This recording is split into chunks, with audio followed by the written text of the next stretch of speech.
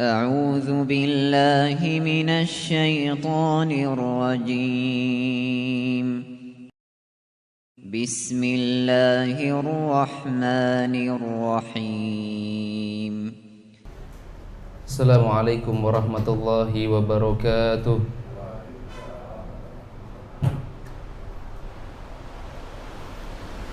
حمدا كثيرا طيبا مباركا فيه كما يحب ربنا ويرضاه.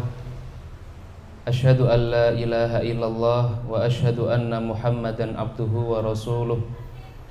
اللهم صل وسلم وبارك على محمد وعلى آله وأصحابه ومن تبعهم بإحسان إلى يوم الدين. أما بعد.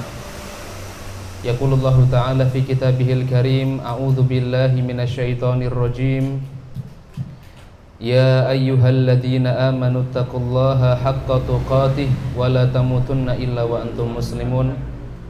فإن أصدق الحديث كتاب الله وخير الهدي هدي محمد صلى الله عليه وسلم وشر الأمور محدثاتها فإن كل محدثة في الدين بدعة وكل بدعة ضلالة وكل ضلالة في النار. Ma'asyiral muslimin, Bapak Ibu yang dimuliakan oleh Allah Subhanahu wa taala. Syukur alhamdulillah di pagi hari ini kita masih diberikan nikmat oleh Allah Subhanahu wa taala. Alhamdulillah Allah masih memberikan kita nikmat sehat. Alhamdulillah Allah Subhanahu wa taala masih memberikan kita nikmat Islam, nikmat iman. Dan alhamdulillah pagi hari ini kita masih diberikan kesempatan oleh Allah untuk bermajelis di tempat yang mulia ini insyaallah, dan dalam keadaan yang mulia insyaallah. Salawat serta salam tidak lupa kita haturkan kepada junjungan kita Nabiullah Muhammad SAW.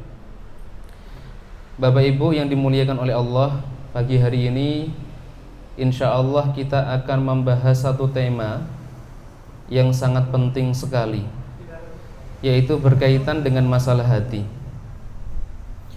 Banyak di antara kita, banyak di antara kaum muslimin yang lebih perhatian dengan masalah fisik, yang lebih memperhatikan masalah kebersihan badan, kebersihan pakaian, dibandingkan perhatian mereka terhadap kebersihan hati. Padahal kalau kita cermati dalil-dalil di dalam Al-Quranul Karim ataupun hadis-hadis yang disampaikan oleh Rasulullah SAW yang berkaitan dengan urusan hati, itu lebih banyak dan lebih besar dibandingkan dengan perhatian masalah fisik. Makanya Rasulullah SAW di dalam hadis yang diriwayatkan oleh Imam Muslim, beliau mengatakan, innallaha la yanzuru ila suwarikum wa amwalikum walakin yanzuru ila qulubikum wa amalikum. Sesungguhnya Allah Subhanahu wa taala itu tidak melihat rupa kalian. Allah tidak melihat fisik kita, Allah tidak melihat wajah kita, Allah tidak melihat rupa kita. Wa amwalikum, dan Allah juga tidak melihat harta yang kita miliki. Walakin yanzuru ila qulubikum wa amalikum. Akan tetapi yang dilihat oleh Allah adalah hati-hati kita dan amal soleh kita. Disinilah kita bisa melihat bahwa Rasulullah SAW itu menegaskan di dalam hadisnya, di dalam perkataannya, agar kita memperhatikan masalah hati, agar kita lebih perhatian dengan urusan hati. Karena kebaikan seorang muslim itu bisa dilihat dari kebaikan hatinya. Kalau hati seorang muslim itu tidak baik, hati seorang muslim itu buruk, maka akan mempengaruhi keburukan setiap amalan yang dilakukan oleh anggota badan yang kita miliki.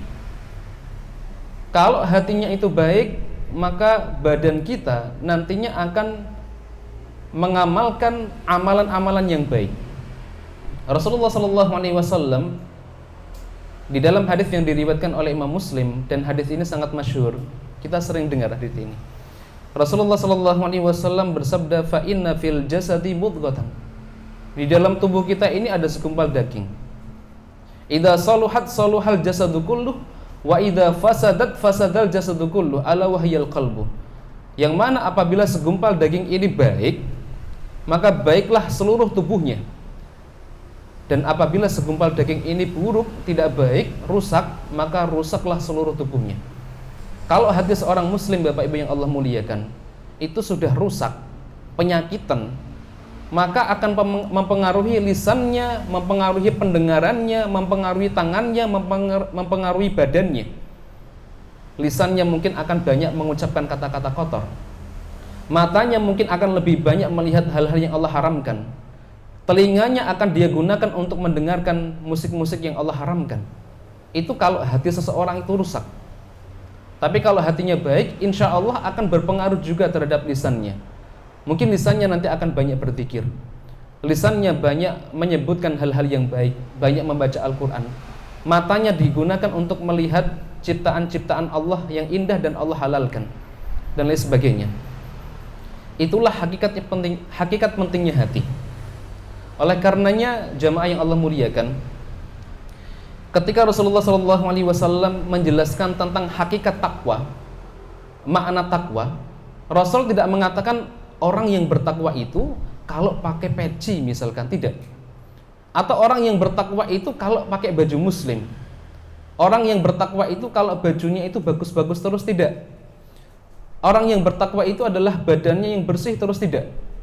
Tapi ketika Rasulullah SAW mendefinisikan dan menjelaskan makna takwa, Rasulullah SAW mengatakan at-taqwa hahuna, at-taqwa hahuna, at-taqwa hahuna. Yushiru ila sadrihi thalatha marrat. Takwa itu tempatnya di hati, takwa itu tempatnya di hati, takwa itu tempatnya di hati.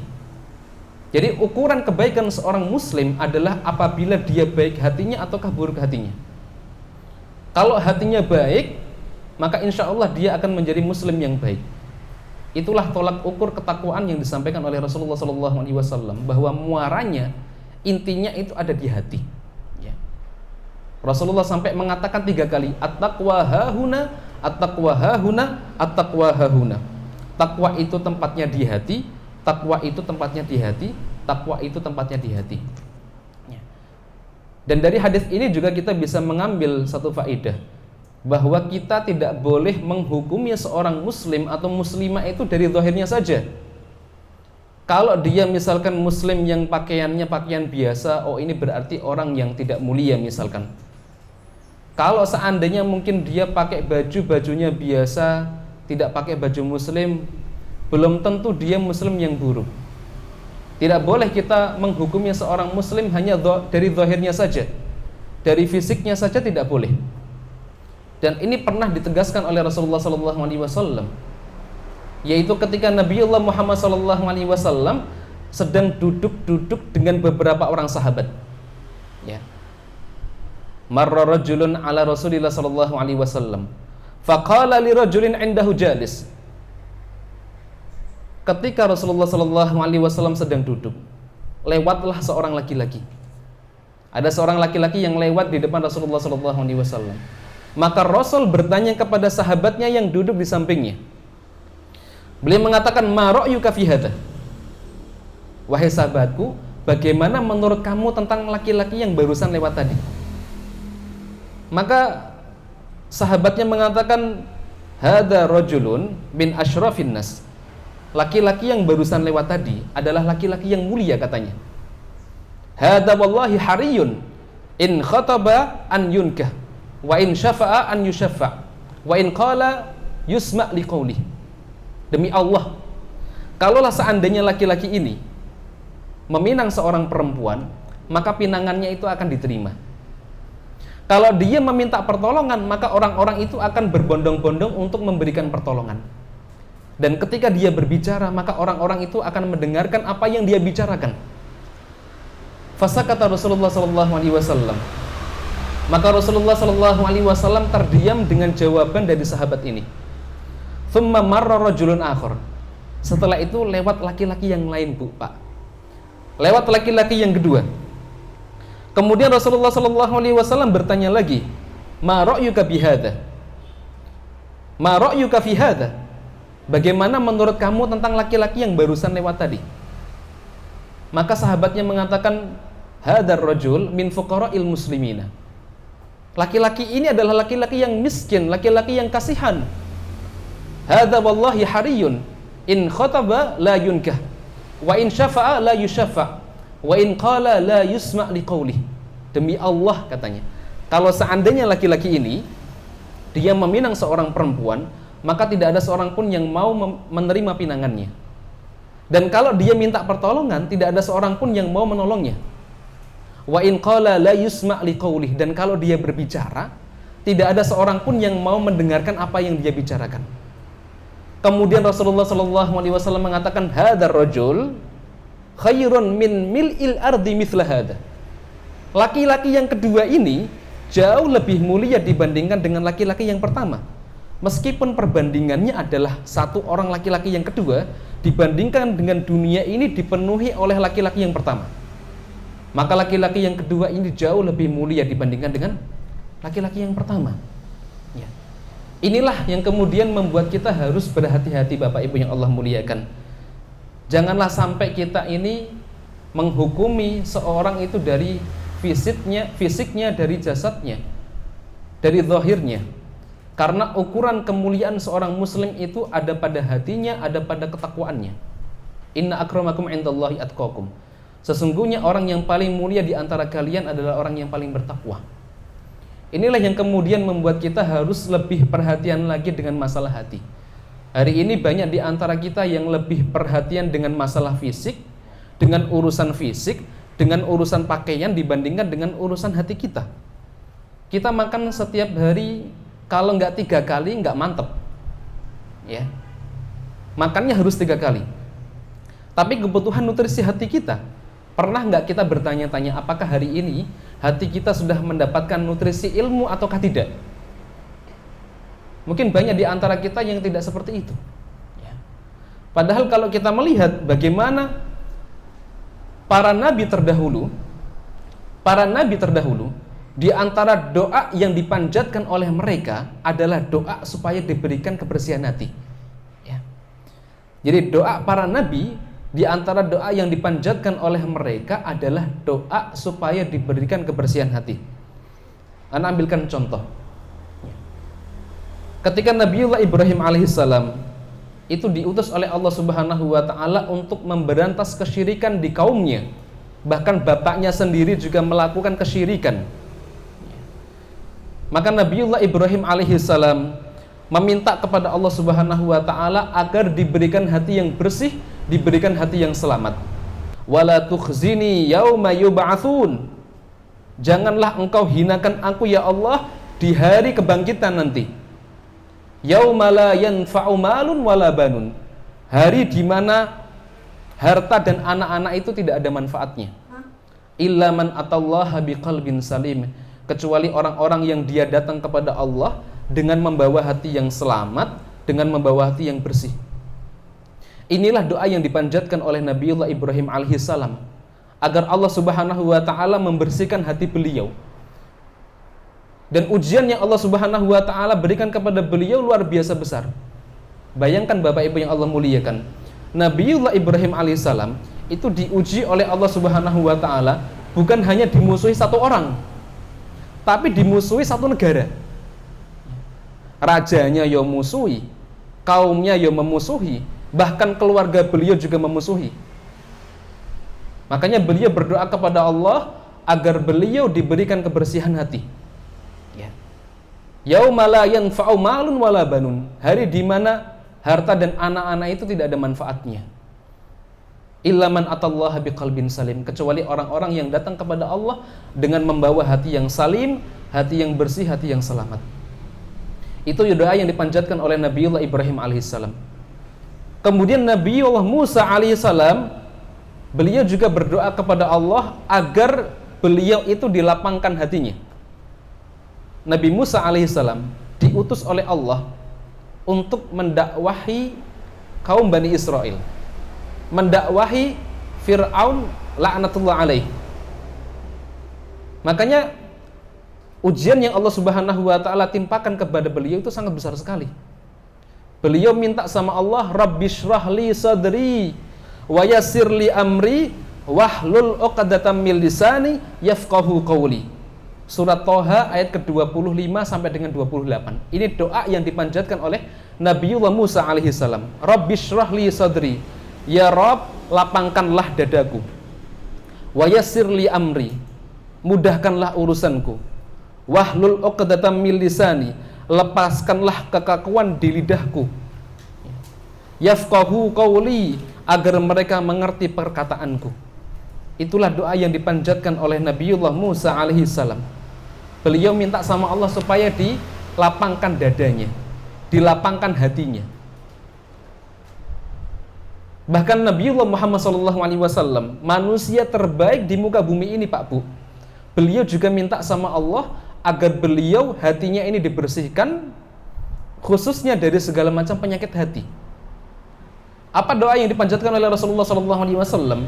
Di dalam hadis yang diriwayatkan oleh Ibnu Majah dengan sanad yang sahih, Rasulullah SAW berdoa sama Allah, waslul sakhimata qalbi, waslul sakhimata qalbi. Ya Allah, cabutlah penyakit-penyakit yang ada pada hatiku. Ini Rasul loh, Pak. Rasulullah, manusia terbaik di muka bumi ini, yang Allah jamin surga untuk dia. Alladzi qad ghafara lahu ma taqaddama min dhanbihi wa ma ta'akhkhar, yang dosa-dosanya itu diampuni oleh Allah, baik itu yang telah terjadi maupun yang akan terjadi. Pada saat beliau masih hidup, beliau minta sama Allah supaya hatinya ini dibersihkan dari segala macam penyakit hati. Nah, kita ini siapa? Kita ini banyak maksiatnya, banyak dosanya. Kok kita nggak pernah berdoa sama Allah, ya Allah, jadikanlah hatiku hati yang bersih? Pernah nggak, Pak, kita minta seperti itu? Kebanyakan yang kita minta, ya Allah, berikanlah rezeki yang banyak, rezeki yang berkah, anak-anak yang soleh. Ya, kebanyakan seperti itu. Padahal banyak di antara kita yang secara hablum minallahnya benar, sukses, selamat, ya. Ketika dia beribadah kepada Allah itu tidak ada masalah, ya. Salatnya alhamdulillah lancar, puasanya tidak pernah bolong, zakatnya juga selalu membayar. Tapi banyak di antara kita yang ketika diuji dengan hablum minan nas, hubungan dengan manusia itu banyak yang tidak lulus. Dan salah satu penyebabnya itu adalah karena adanya penyakit hati di dalam hati kita, Pak. Makanya minta sama Allah, kita minta sama Allah supaya dihindarkan dari segala macam penyakit hati. Karena penyakit hati inilah sumber kesengsaraan. Ya. Banyak di antara kita secara jasadiah itu sehat, tapi kalau punya penyakit hati, sengsara, Pak. Ngelihat tetangganya punya mobil baru, hasad. Ngelihat tetangganya punya motor baru, hasad, iri. Ngelihat tetangganya punya istri baru, pengen, ya. Itu kalau nggak ditata hatinya, sengsara, Pak. Makanya penyakit hati ini yang kemudian membuat kita ini sengsara ataupun bahagia. Kalau kita tidak memiliki penyakit hati, maka insya Allah kita ini termasuk orang-orang yang bahagia. Kemudian di antara fadilah membersihkan hati, keutamaan membersihkan hati, ya. Membersihkan hati itu, atau orang-orang yang hatinya bersih, itu merupakan salah satu sebab Allah Subhanahu wa ta'ala memasukkan dia ke dalam surga.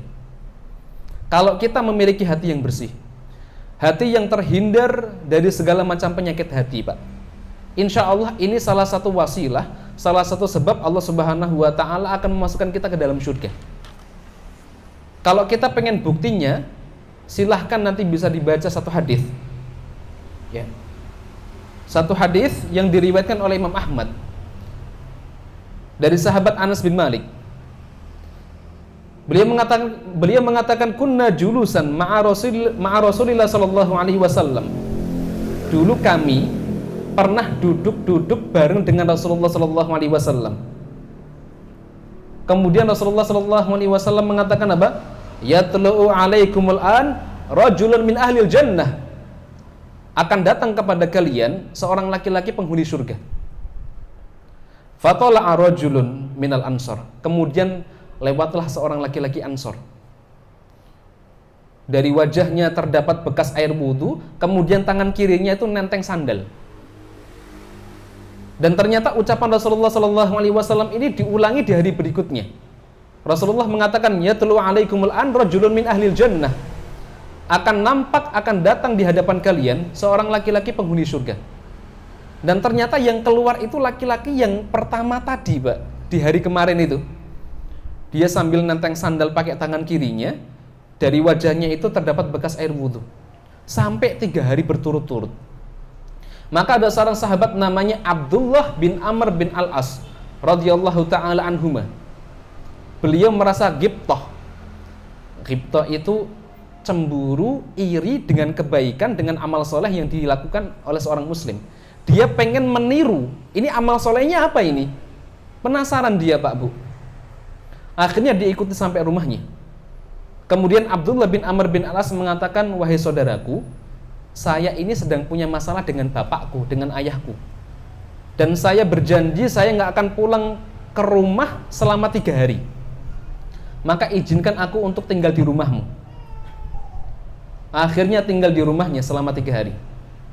Di hari yang pertama diawasi, diperhatikan, ini laki-laki ini ibadahnya apa toh? Kok Rasulullah SAW sampai menyebutkan 3 kali bahwa dia ini termasuk penghuni surga? Diperhatikan pada saat malam hari. Ketika dia tidur diperhatikan, apakah dia ini mengerjakan sholat malam? Ternyata enggak, Pak.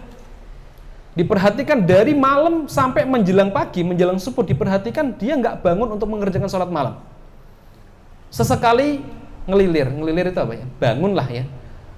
Tapi ketika dia bangun, dia tidak mengerjakan sholat malam. Dia hanya berzikir, kemudian setelah itu tidur lagi. Dan ternyata setelah 3 hari tidak ada amalan khusus yang dilihat oleh sahabat Abdullah bin Amr bin Al-As. Akhirnya putus asa. Kemudian dia minta izin sama laki-laki ini untuk pulang. Kemudian dia berterus terang. Dia mengatakan, wahai sahabatku, saudaraku, sesungguhnya aku tidak memiliki masalah dengan ayahku di rumah. Tapi aku mendengar Rasulullah SAW menyebutkan bahwa engkau termasuk penghuni surga bahkan sampai 3 kali.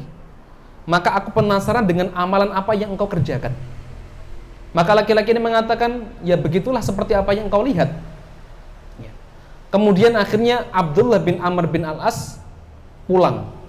Ketika beranjak pergi, dipanggillah sama laki-laki ini. Dia mengatakan, ya Abdullah, wahai Abdullah, sesungguhnya aku memiliki satu amalan di mana ketika aku memiliki masalah, aku tidak pernah merasa dendam dengan seorang muslim, dan aku tidak pernah merasa hasad dengan mereka. Maka Abdullah bin Amr bin Al-As kemudian mengatakan, inilah yang kami ini tidak bisa mengerjakannya. Inilah yang kami ini tidak bisa mengerjakannya. Jadi ternyata di antara sebab yang menyebabkan laki-laki ini masuk ke dalam surga adalah kebersihan hatinya. Beliau tidak pernah merasa dendam, beliau tidak pernah merasa hasad dengan manusia. Jadi hati yang bersih termasuk wasilah, termasuk perantara, termasuk sebab seseorang itu dimasukkan oleh Allah ke dalam surganya Allah Subhanahu wa taala. Kemudian Bapak Ibu yang Allah muliakan, di dalam Al-Qur'anul Karim Surat Al-Hijr ayat ke-47, Allah Subhanahu wa ta'ala juga menjelaskan ciri-ciri penghuni surga. Apa ciri-ciri penghuni surga? Allah mengatakan, wa naza'na ma fi sudurihim min ghillin ikhwanan ala sururim mutaqabilin. Dan kami telah hilangkan dari hati-hati mereka ghil, kebencian, penyakit hati, dendam, ala ikhwanan ala sururim mutaqabilin. Dan mereka nanti penghuni surga akan bersaudara ala sururim mutaqabilin, dan mereka akan berhadap-hadapan di atas dipan-dipannya. Jadi penghuni surga mereka adalah orang-orang yang nantinya akan Allah hilangkan segala macam kebencian. Tidak ada penyakit hati, tidak ada rasa dendam, dan mereka akan ikhwanan bersaudara ala sururim mutaqabilin. Mereka kemudian berhadap-hadapan di atas dipan-dipannya. Jadi kalau ngomong ciri-ciri penghuni surga itu saling berhadap-hadapan, Pak. Makanya kalau kita hari ini sedang berbicara dengan teman-teman kita, asik dengan HP misalkan, ya ini berarti bukan ciri-ciri penghuni surga ini ya. Gitu ya. Kan banyak hari ini kalau orang-orang diajak ngomong dia asik dengan HP-nya ya, dengan gadgetnya ya, nggak memperhatikan, nggak memperdulikan ya. Nah, kemudian yang ketiga ya, kenapa kita harus membersihkan hati kita? Karena sifat para nabi, mereka adalah orang-orang yang hatinya bersih. Para nabi adalah orang-orang yang hatinya bersih. Allah Subhanahu wa taala berfirman di dalam Al-Qur'anul Karim, "Inna min syi'atihi la Ibrahim, idja'a rabbahu biqalbin salim." Di antara yang mengikuti Nabi Nuh alaihi salam itu adalah Ibrahim alaihi salam. Idja'a rabbahu biqalbin salim. Ketika Nabi Ibrahim alaihi salam datang kepada Rabbnya biqalbin salim, dengan hati yang bersih. Jadi Nabiullah Ibrahim adalah seorang nabi yang hatinya sangat bersih. Buktinya beliau tidak pernah merasa dengki, beliau tidak pernah merasa dendam, bahkan kepada ayahnya yang memukulinya atau memusuhinya, bahkan kepada kaumnya yang mau membakarnya misalkan. Tidak pernah beliau berdoa kepada Allah, Allahumma ahlik ummati misalkan, ya Allah hancurkanlah, binasakanlah umatku. Karena beliau memiliki hati yang bersih. Ya. Rasulullah SAW pun adalah orang yang hatinya sangat bersih. Bahkan Allah Subhanahu wa taala di dalam surat Al-Insyirah ayat yang pertama Allah mengatakan alam nashrah laka sadrak. Bukankah kami yang telah melapangkan dadamu Muhammad? Jadi Allah Subhanahu wa taala menjadikan hati Rasulullah SAW adalah hati yang lapang. Makanya beliau tidak pernah merasa dendam, dengki, benci, bahkan terhadap kaumnya yang mendoliminya misalkan. Kalau kita belajar sirah nabawiyah Pak, Masya Allah, kita melihat bagaimana Rasulullah SAW adalah seorang pribadi yang memiliki hati yang pemaaf. Ketika beliau berdakwah ke penduduk Taif selama 10 hari, itu berapa ujian yang beliau dapatkan. Bukan hanya cacian Pak, beliau dilempar dengan batu sampai berdarah-darah, beliau dihina dengan orang gila ya. Ketika beliau keluar dari Taif, kemudian didatangi malaikat penjaga gunung, wahai Rasulullah, kalau seandainya engkau memerintahkan kami untuk menimpakan gunung ke penduduk Taif, maka akan kami lakukan. Tapi Rasulullah SAW tidak mau mengerjakannya. Rasulullah tidak mau melakukannya. Justru malah beliau berdoa kepada Allah supaya nanti dari anak keturunan penduduk Taif akan keluar nanti orang-orang yang akan mentauhidkan Allah Subhanahu wa taala. Ya. Itulah sifat rahimnya Rasulullah SAW. Pernah suatu ketika Bapak Ibu yang Allah muliakan, Rasulullah itu sedang berjalan dengan beberapa orang sahabat. Waktu itu beliau memakai kain, memakai baju, ada yang mengatakan memakai semacam apa namanya, kayak shawl gitu nih, yang terbuat dari, yang berasal dari Najran atau kain Najran ya. Ini kainnya itu kasar. Tiba-tiba datang seorang laki-laki Badui, narik kerah bajunya Rasulullah, tarik sampai kemudian leher beliau itu terluka ya. Laki-laki ini mengatakan, Muhammad a'tini mimali ladhi indak. Muhammad, tolong berikan harta yang kamu miliki. Apakah Rasulullah SAW marah? Enggak. Beliau tertawa, kemudian beliau menyuruh salah seorang sahabatnya untuk memberikan harta yang diminta oleh laki-laki ini.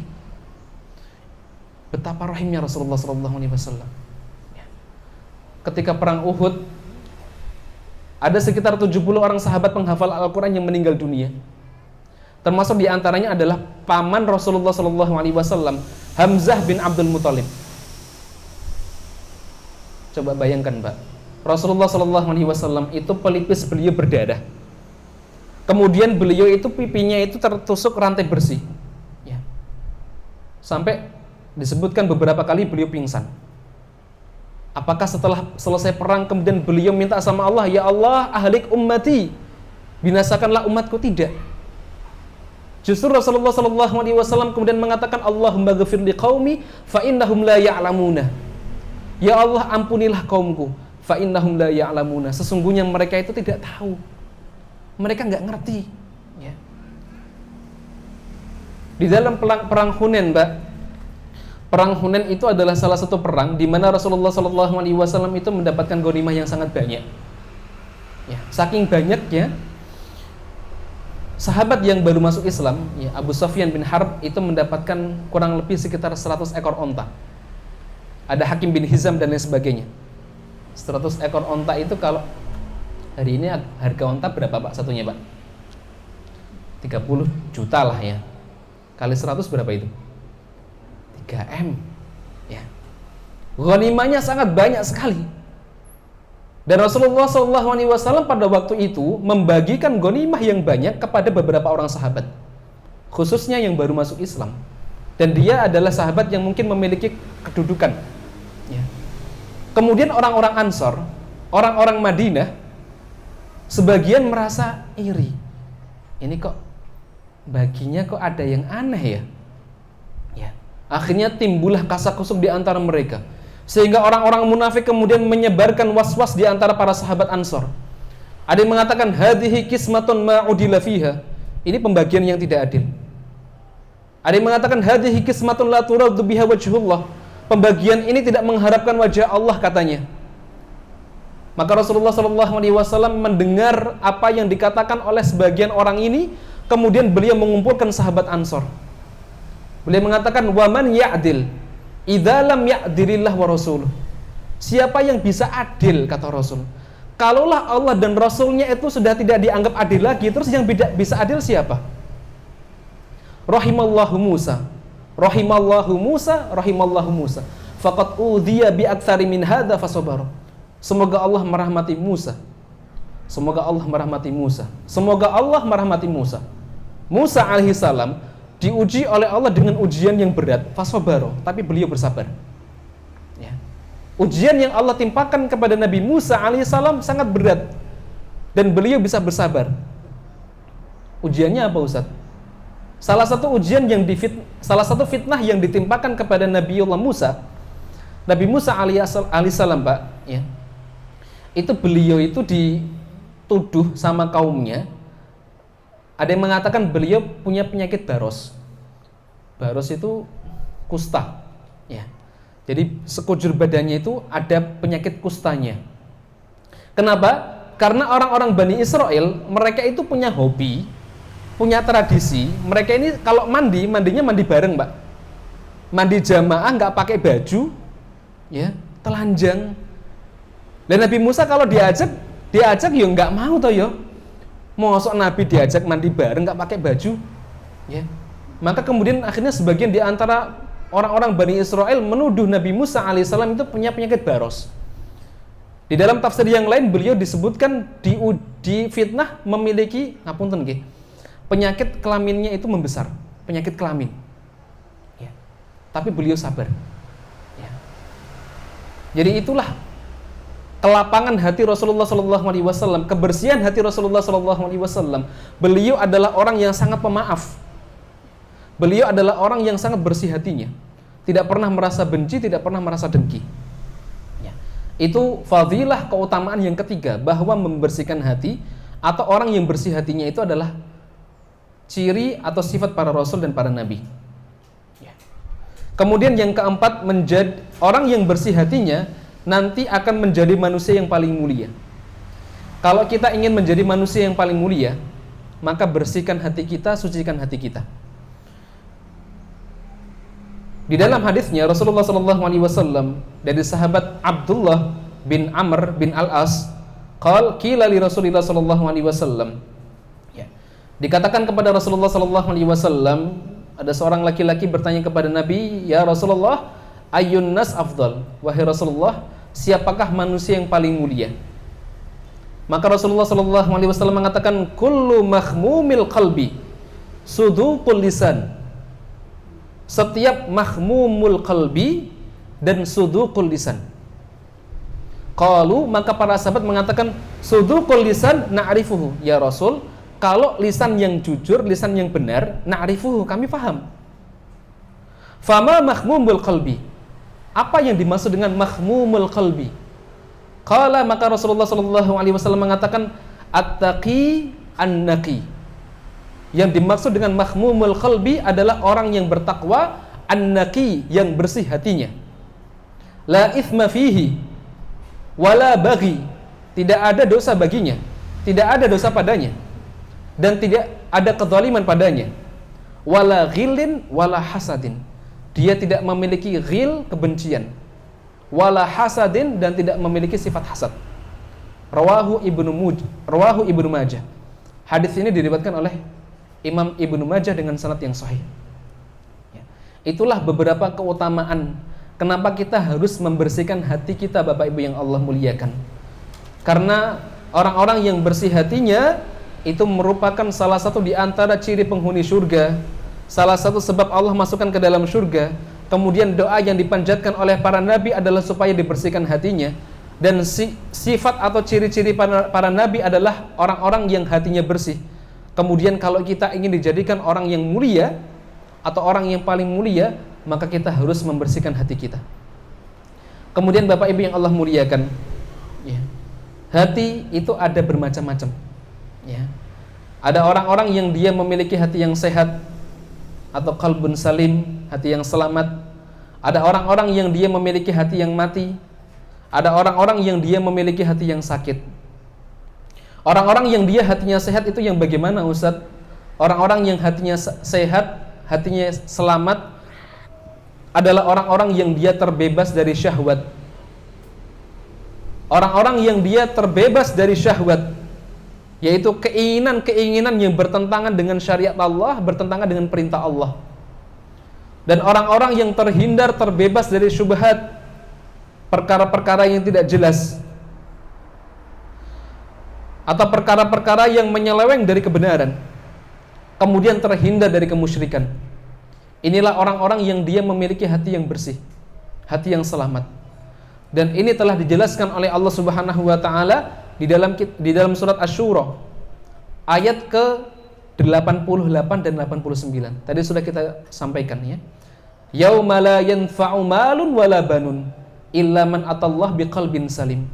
Hari di mana harta dan anak-anak kita ini tidak ada manfaatnya kecuali orang-orang yang dia datang kepada Allah biqalbin salim, dengan hati yang bersih, dengan hati yang selamat.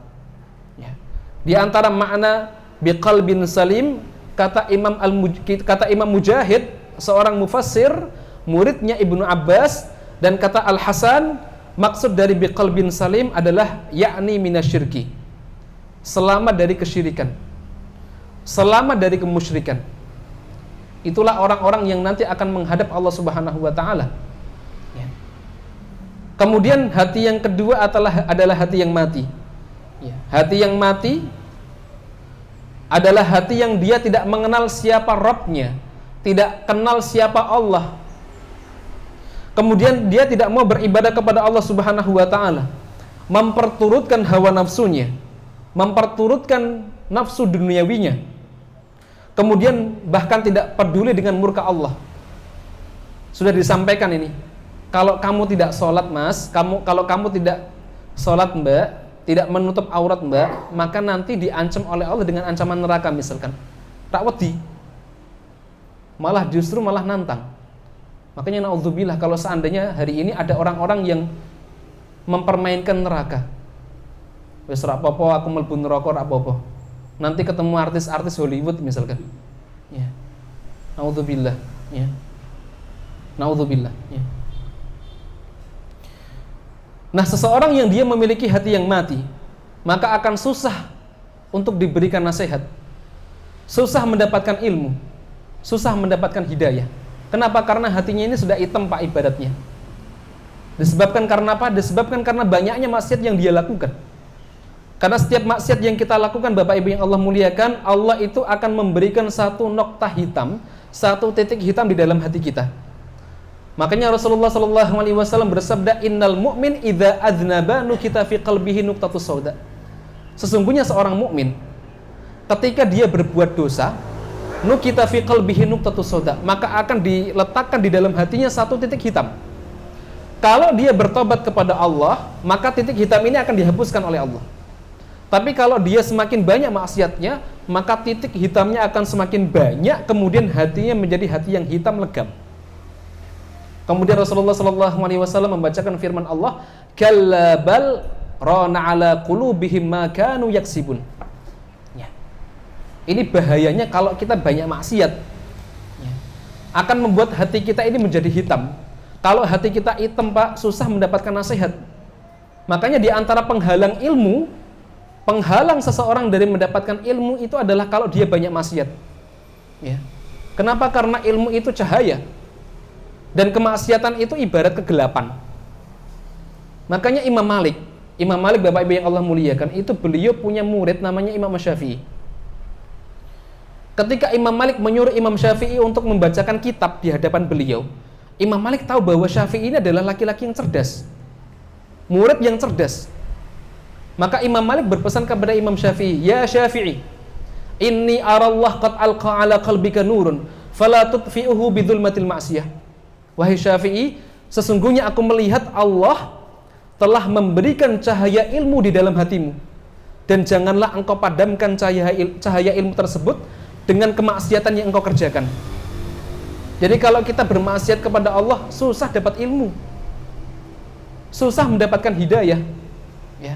Makanya jangan salah, hari ini kalau seandainya kita sering mendapatkan nasihat, kok nggak melbu-melbu, nggak masuk-masuk, masuk dari telinga kanan, keluar dari hidung misalkan, ya, nggak masuk ke dalam hati. Jangan-jangan karena selama ini kita banyak maksiat sehingga hati kita menjadi hitam, naudzubillah, ya. Itu hati yang mati, bahayanya seperti itu. Kemudian ada hati yang sakit. Hati yang sakit atau qalbun marid adalah hati yang hidup tapi mengandung penyakit. Hidup tapi penyakitan. Enak apa? Buatan enak gitu. Hidup tapi mengandung penyakit. Terkadang condong kepada kebaikan, terkadang condong kepada keburukan. Ya. Jadi ibadah dan maksiat itu bareng-bareng jalannya. Ibadah yo jalan, maksiat yo jalan. Ya. Dan baik buruknya itu seberapa parah dari penyakitnya tadi. Kalau penyakitnya parah, maka dia akan lebih condong kepada keburukan. Ya. Ini bahayanya kalau hati kita ini hati yang sakit. Ya.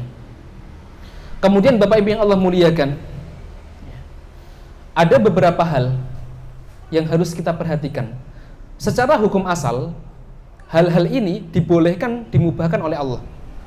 Tapi ternyata nanti akan menimbulkan madharat yang besar kalau kita melakukannya dengan berlebihan. Inilah yang nanti akan disebut dengan racun hati. Ya. Jadi ada beberapa hal-hal yang nanti akan bisa menjadi racun untuk hati kita. Kalau maksiat jelas, maksiat itu nanti bisa menjadi racun untuk hati.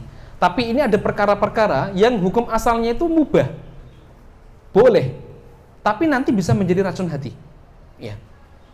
Apa itu? Yang pertama banyak bicara. Ya. Banyak bicara.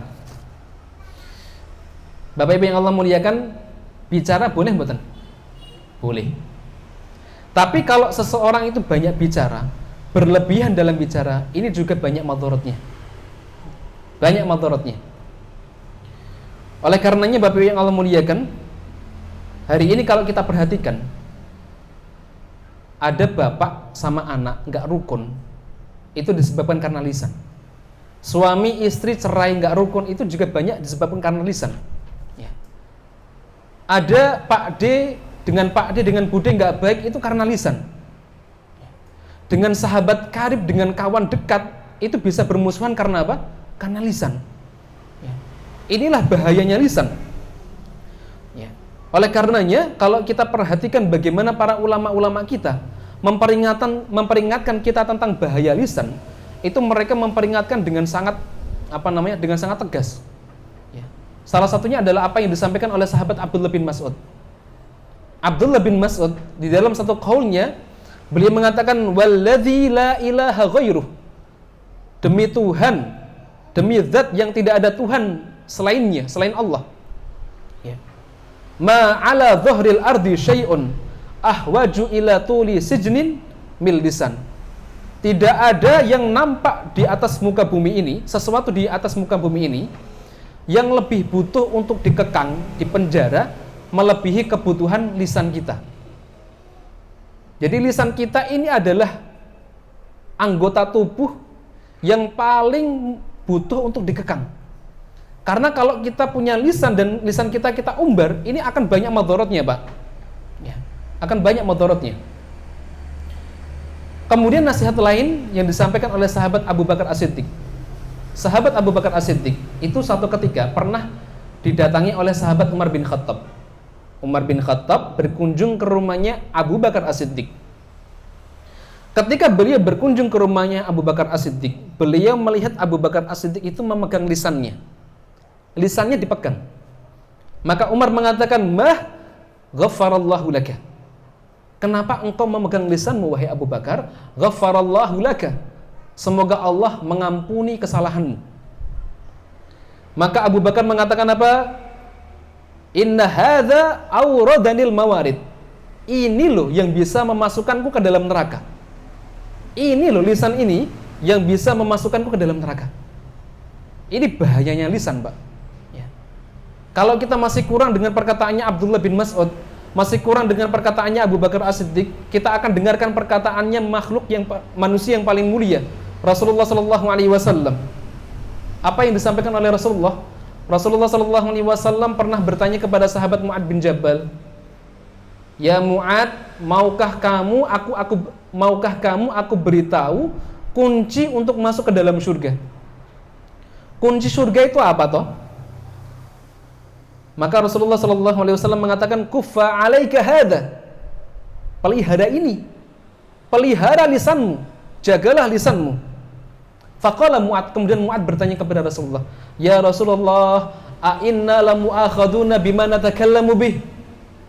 Wahai Rasulullah, apakah kita nanti akan diazab oleh Allah disebabkan karena lisan kita? Maka Rasulullah Shallallahu Alaihi Wasallam kemudian mengatakan, "Thaqilatka ummuka." Semoga ibumu kehilanganmu wahai Mu'ad. Fahal yakubun nas ala wujuhihim finnari illa hasaida alsinatihim.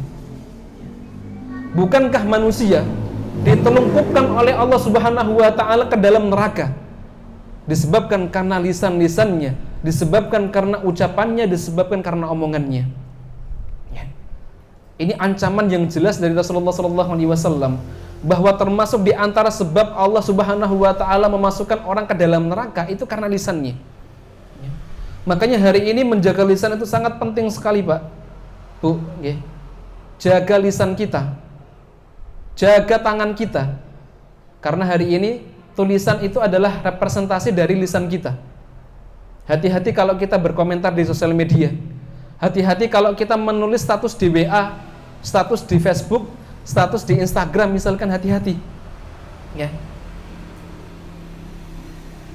Bapak Ibu yang Allah muliakan, dan kalau kita perhatikan dosa yang disebabkan karena lisan itu ancamannya, Pak, kalau kita perhatikan itu ancamannya itu ngeri-ngeri, Pak. Ya. Kalau nggak neraka, azab, siksa kubur, ya. Itu ancaman yang diberikan kepada orang-orang yang dia tidak bisa menjaga lisannya. Anda ambilkan contoh. Rasulullah Shallallahu Alaihi Wasallam di dalam hadits yang diriwayatkan oleh Imam Muslim, beliau mengatakan, la yadkhulul jannah qattatun. Dalam hadis yang lain, la yadkhulul jannah namamun. Tidak akan masuk ke dalam surga orang-orang yang melakukan namimah, orang-orang yang dia suka adu domba. Ancamannya nggak main-main, sampai nggak masuk surga, Pak. Ya.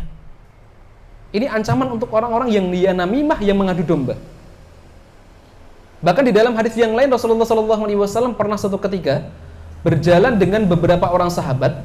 Kemudian beliau mendengar ada dua penghuni kubur yang berteriak-teriak kesakitan. Maka Rasulullah SAW menyampaikan kepada sahabatnya, innahuma yu'adzabani. Sesungguhnya dua penghuni kubur ini sedang diazab oleh Allah. Wa ma yu'adzabani fi kabirin. Dan kedua penghuni kubur ini diazab oleh Allah dengan sesuatu yang kelihatannya remeh, tidak besar. Apa itu? Amma ahaduhuma fakana la yastatir minal baul wa ammal akhir fakana yamshi bin namimah.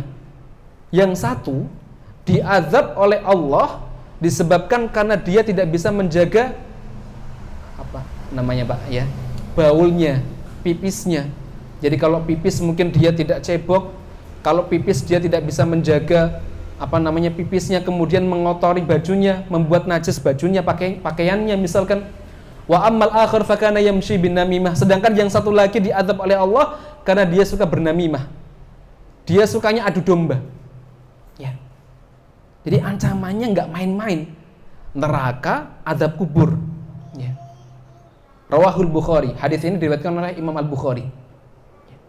Orang-orang yang dia sukanya dusta, berbohong, ancamannya apa? Innal kadhiba yahdi ilal fujur wa innal fujura yahdi ilan nar. Sesungguhnya dusta itu akan mengantarkan kepada fujur, keburukan. Dan keburukan itu muaranya adalah neraka. Ya. Dusta. Ya. Dan masih banyak sekali dosa-dosa yang lain yang ancamannya itu neraka disebabkan karena lisan. Suatu ketika Rasulullah SAW pernah diperlihatkan gambaran neraka. Di situ Rasul melihat laki-laki dan perempuan, diperlihatkan laki-laki dan perempuan yang dia diazab oleh Allah, telanjang, kukunya panjang, tajam, setajam pisau dan terbuat dari tembaga.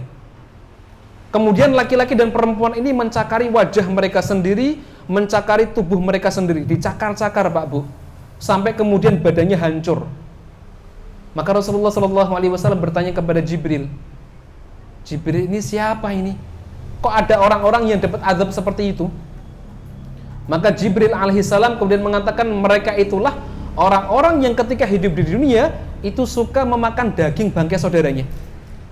Dan yang dimaksud dengan memakan daging bangkai saudaranya adalah orang-orang yang suka gibah, orang-orang yang suka menggunjing, orang-orang yang suka ngerasani Pak Bu. Ya. Makanya hati-hati dengan lisan, hati-hati dengan dosa lisan. Ya. Dan banyak sekali hadis-hadis dari Rasulullah SAW yang menjelaskan tentang pentingnya menjaga lisan. Ya. Rasulullah SAW ketika beliau mendefinisikan Muslim yang baik, Muslim yang ideal itu Muslim yang bagaimana, atau Muslim yang baik itu Muslim yang seperti apa? Maka Rasulullah SAW mengatakan al-muslimu man salimal muslimuna min lisanihi wa yadihi. Muslim yang baik adalah apabila Muslim yang lain itu selamat dari lisannya dan tangannya. Rawahul Bukhari wa Muslim. Muslim yang baik itu adalah apabila Muslim yang lain itu selamat dari lisannya dan tangannya. Bapak Ibu yang Allah muliakan, Imam Syekh Utsaimin di dalam kitab Syarhu Riyadhis Shalihin beliau menjelaskan, beliau menerangkan hadis ini, beliau mengatakan al-lisan min asyaddil jawarih khataran 'alal insan. Lisan kita ini adalah anggota tubuh kita yang sangat berbahaya. Ya, yang paling berbahaya. Itu lisan kita, Pak. Termasuk di antara anggota tubuh yang paling berbahaya adalah lisan kita.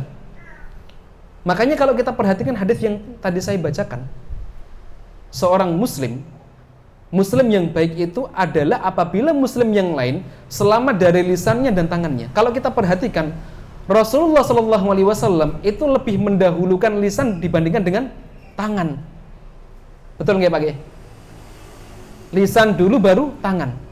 Muslim yang baik itu adalah apabila Muslim yang lain itu selamat dari lisannya dan tangannya. Ternyata di sini Rasulullah SAW menyebutkan lisan terlebih dahulu, baru kemudian tangan. Ini ada apa ini? Maka di antara maknanya yang disebutkan oleh para ulama, ya, karena lisan kita, Pak, ya, madarat yang disebabkan oleh lisan ini terkadang itu lebih besar dibandingkan dengan madarat yang disebabkan oleh tangan kita. Ana ambilkan contoh, Pak. Ya. Hari ini seseorang itu bisa menyakiti hati saudaranya, ya, dengan lisannya, meskipun dia itu tidak bertatap muka. Ya. Bisa nggak? Bisa. Hari ini seseorang itu bisa menghina orang lain meskipun beda wilayah, beda provinsi, bahkan beda negara, bahkan beda benua. Ya. Hari ini banyak orang-orang yang melalui sosial media, media YouTube atau mungkin Facebook dan lain sebagainya, bisa nggak dia menghina orang lain dari jarak jauh? Bisa. Hari ini kalau ada orang ngapunten mau menghina Pak Jokowi, bisa nggak? Bisa. Ya. Tapi kalau ada orang mau mukul Pak Jokowi, bisa nggak? Nggak bisa. Kenapa? Karena pas pampresnya gede-gede, Pak. Kita mau mendekat aja susah. Ya. Tapi hari ini banyak orang-orang menghina orang lain meskipun bukan di hadapannya, dari jarak yang jauh, itu bisa. Ya. Ini bahaya lisan. Ya. Bahaya lisan. Ya. Makanya tolak ukur kemuliaan seorang muslim itu kalau dia bisa menjaga lisannya. Ya. Salah satu tolak ukur kebaikan dan keburukan seorang muslim itu apakah dia bisa menjaga lisannya ataukah tidak. Makanya Rasul mengatakan bihasbi imri'in minasyarri an yahkira akhahul muslim. Cukuplah seseorang itu dikatakan orang yang buruk kalau dia meremehkan muslim yang lain. Bihasbi imri'in minasyarri an yahkira akhahul muslim. Cukuplah seseorang dikatakan muslim yang buruk kalau dia merendahkan dan meremehkan muslim yang lain. Ya. Ini hadis yang pertama. Kemudian yang kedua, di antara pentingnya menjaga lisan, ya, orang-orang yang dia menjaga lisan, maka dia akan dijamin masuk ke dalam surga. Orang-orang yang dia bisa menjaga lisannya, maka dia akan dijamin oleh Rasulullah SAW masuk ke dalam surga. Dan ini dijelaskan oleh Nabiullah Muhammad SAW di dalam hadis yang diriwayatkan oleh Imam Al-Bukhari. Beliau mengatakan, man yatman li baina lihyaihi wa baina rijlaihi atmanu lahul jannah. Barang siapa yang dia bisa menjamin lisannya dan kemaluannya dari berbuat maksiat kepada Allah, atmanu lahul jannah, maka aku akan jamin untuknya masuk ke dalam surga. Ya.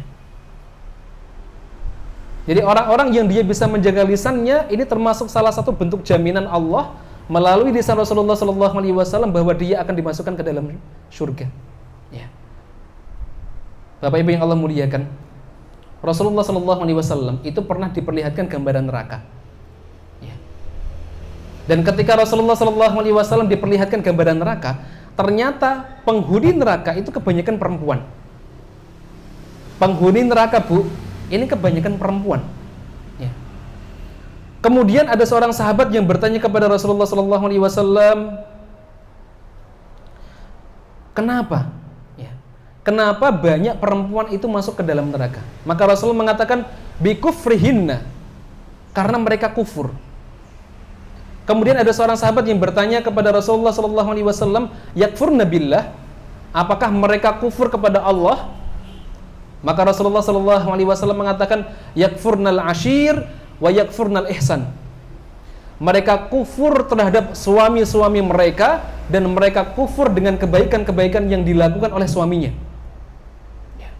Jadi mereka tidak bersyukur dengan suami yang telah Allah Subhanahu wa taala berikan, dengan suami yang telah Allah titipkan kepadanya. Dan mereka kufur dengan kebaikan-kebaikan, tidak bersyukur dengan kebaikan-kebaikan yang dilakukan oleh suaminya. Lisan, Pak, Bu. Ya. Sekali lagi lisan. Ya. Hanya hati-hati. Yang ketiga, ya. Kenapa kita harus menjaga lisan? Karena menjaga lisan itu termasuk di antara tanda sempurnanya iman seseorang. Kalau seorang muslim itu tidak bisa menjaga lisannya, maka imannya itu tidak genep. Imannya itu belum sempurna. Rasulullah SAW dalam hadisnya yang mulia, dan ini sering kita dengar, man kana yu'minu billahi wal yaumil akhir falyakul khairan aw liyasmut. Barang siapa yang dia beriman kepada Allah dan hari akhir, hendaknya dia berkata baik. Kalau dia tidak bisa berkata baik, hendaknya dia diam. Jadi berkata baik itu merupakan salah satu di antara kesempurnaan iman seorang muslim. Kalau dia bisa menjaga lisannya. Karena kesalahan seseorang di dalam berbicara itu biasanya dua hal, Pak. Kesalahan atau perbuatan maksiat yang dilakukan oleh seseorang itu biasanya tidak keluar dari dua hal ini. Yang pertama itu banyak bicara atau berbicara dan yang dia bicarakan itu tidak baik. Pertama itu nih. Ngomong tapi omongannya tidak baik, berbicara tapi yang dia bicarakan tidak baik. Ini kesalahan yang pertama. Yang kedua adalah diam di dalam kebenaran. Ini juga tidak baik. Ya. Ngomong, kalau ngomong salah atau melihat kebenaran tapi dia diamkan. Ya, ini dua hal ini tidak baik, Pak. Ya. Makanya para ulama kemudian di dalam satu kaulnya mereka mengatakan as-sakit anil haqqi syaitanu akhras. Wan natik bil batil syaitanu natik. Orang yang dia diam dalam hal kebenaran itu disebut dengan syaitanu akhras, setan bisu. Wan natik bil batil syaitanu natik. Dan orang yang dia berbicara dengan kebatilan ngomong tapi yang dia omongkan itu keburukan, disebut dengan syaitanun natik, syaitan yang berbicara. Ya. Makanya kita harus bisa menjaga dari dua hal itu. Ya. Berkata-kata yang tidak baik, atau misalkan kita melihat satu kemungkaran tapi kita tidak mau mengingatkannya, padahal kita mampu, semampu kita. Kalau kita mampu dengan kekuatan kita, kita rubah dengan kekuatan kita. Kalau kita mampu dengan lisan kita, mendakwahinya, menasihatinya, kita nasihati. Sebagaimana yang disebutkan oleh Rasulullah SAW, man ra'a minkum munkaran falyughayyirhu biyadihi fa illam yastati fa bilisanihi fa illam yastati fa biqalbihi wa dzalika ataful iman. Barang siapa yang dia melihat kemungkaran, maka rubahlah dengan tangannya. Kalau enggak mampu dengan tangannya, dengan kekuasaannya, maka dengan lisannya. Kalau tidak mampu dengan lisannya, minimalnya hatinya itu mengingkari. Ini ada orang maksiat ini di depan mata kita. Minimalnya hati kita mengingkari. Fadzalika ataful iman, dan itulah selemah-lemahnya iman. Ya. Kemudian yang keempat, kenapa kita harus menjaga lisan kita? Karena lurusnya iman itu tergantung dari lurusnya lisan. Di antara tanda lurusnya iman seorang muslim adalah kalau dia lurus lisannya. Rasulullah SAW mengatakan, la yastaqimu imanu abdin hatta yastaqima qalbuhu, wala yastaqimu qalbuhu hatta yastaqima lisanuh. Tidak lurus iman seorang hamba sampai hatinya lurus, dan tidak lurus hati seorang hamba sampai lisannya, ucapannya lurus. Rawahu Ahmad. Hadis ini diriwayatkan oleh Imam Ahmad. Ya. Nah, Bapak Ibu yang Allah muliakan, ya, sekali lagi, ya, ini racun hati yang pertama. Terlalu banyak berbicara, berlebihan di dalam berbicara. Kalau yang kita bicarakan itu adalah sesuatu yang baik, misalkan kita seorang dai, atau kita memberikan nasihat kepada teman-teman kita dengan saudara-saudara kita, misalkan ini baik, ya. Tapi kalau seandainya kita tidak bisa menjaga lisan kita, dan semakin banyak kita berbicara, justru malah keburukan yang kita lakukan, mending diem, ya. Mending diem, Pak, ya. Karena terkadang ada orang-orang yang dia tidak ngeh, dia nggak tahu. Mungkin dia mengira yang dia ucapkan itu adalah sesuatu yang remeh, tapi ternyata akibatnya itu sangat besar. Oleh karenanya Rasulullah SAW pernah menyampaikan di dalam hadisnya, beliau mengatakan, innar rajula la yatakallamu bil kalimah la yara biha ba'san. Sesungguhnya ada seorang laki-laki yang dia mengucapkan satu kalimat, dan dia merasa bahwa kalimat ini itu adalah kalimat yang tidak ada salahnya. Kayaknya benar, ini nggak ada salahnya. Yahwi biha sab'ina kharifan finnar. Ternyata yang dia ucapkan itu menyebabkan Allah Subhanahu wa taala mencampakkan dia ke dalam neraka Allah bahkan sampai dengan 70 tahun. Rawahu Tirmidzi. Hadis ini diriwayatkan oleh Imam Tirmidzi. Ya, ini bahaya sekali. Ya. Kadang kita mengucapkan satu perkataan, ternyata perkataan itu adalah perkataan yang dimurkai oleh Allah Subhanahu wa taala. Makanya hati-hati dengan lisan kita. Dan Allah Subhanahu wa taala itu menugaskan dua malaikat yang selalu, Pak, Bu, menemani kita, yaitu malaikat Raqib dan Atid. Setiap apa yang kita ucapkan itu dicatat oleh malaikat Raqib dan Atid. Bahkan Allah Subhanahu wa taala di dalam surat Qaf ayat ke-18, Allah mengatakan, ma yalfidhu min qaulin illa ladaihi raqibun atid. Tidak ada ucapan yang keluar dari seorang hamba kecuali di situ ada malaikat Raqib dan Atid yang mencatatnya. Bapak Ibu yang Allah muliakan, tugas malaikat Raqib dan Atid itu sebenarnya bukan hanya mencatat apa yang kita ucapkan. Semua yang kita kerjakan itu dicatat oleh malaikat Raqib dan Atid. Nah, pertanyaannya, Pak, Bu, kenapa di dalam surat Qaf ayat ke-18 ini Allah Subhanahu wa taala mengkhususkan ma yalfidhu min qaulin?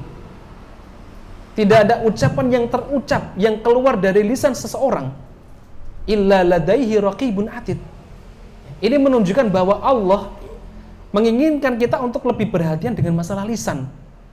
Karena lisan ini bahaya sekali kalau diumbar. Ya. Bahaya sekali. Ya.